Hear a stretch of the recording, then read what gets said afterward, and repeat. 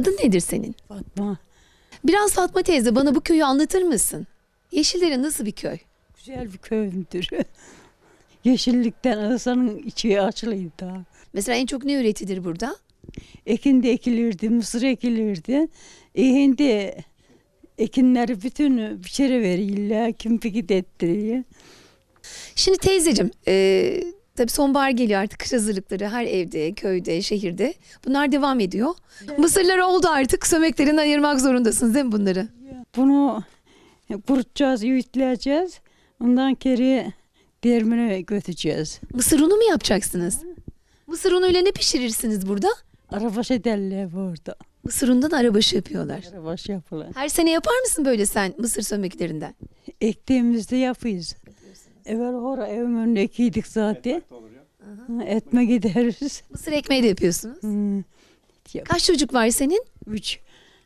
Yanında mı oturuyor? Uzaktalar mı çoluk çocuk? Şimdi biri orada, kızın biri. 2 kız bir oğlan zaten. Biri bucakta oturuyor. Beyyemde çalışıyor da. Orada duruyorlar. Bucakta ev aldılar. Orada duruyorlar. Gelip giderler mi senin yanına?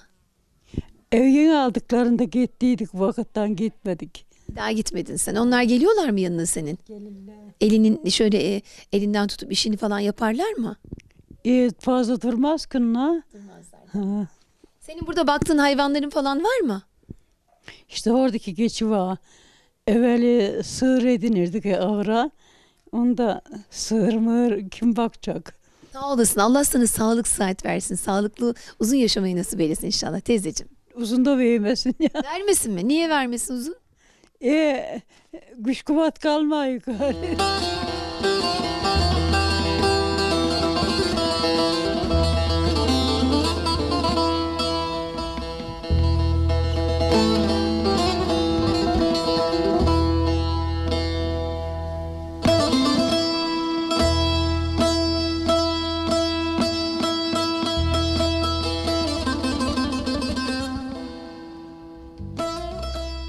Amca seni tanıyabilir miyiz?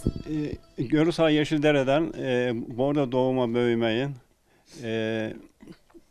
1955 doğumluyum. İşte Laşberliler, çiftçiyle uğraşacağız ya. 20 yaşında falan evlendik ya. Tabii şimdi teyze biraz sağlık sorunu var ama o zamanların teyze nasıldı? 2000 yılına kadar çok iyiydi. 2000 yılında işte beyin felci geçirdi. O zamandan beri hani düzen yok yani. Ha, teyzeye bakabiliyor musun? Baktığımız kadar bakıyoruz ya. Şeyimiz kadar, gücümüz yettiği kadar bakıyoruz yani. Devletten hiçbir yardım yok yani. Yardımınız yok mu? Yok. Birkaç kere başvurduk, şey olmadılar ya. Vermediler yani. Bir öyle bakım parası ondan şu bu. Emekliliğiniz falan var mı sizin? Emekli 2010'da emekli oldum. 2010'dan beri emekli yani. Eşim emekli değil yani.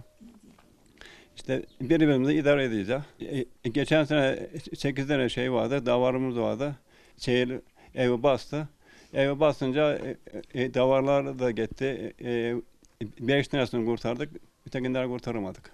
Büyük kızım sağ olsun, o gelip bakıyor yani. Bizler güzellikleri aktarırken amcamız da yavaş yavaş hayvanın eşyalarını koysun.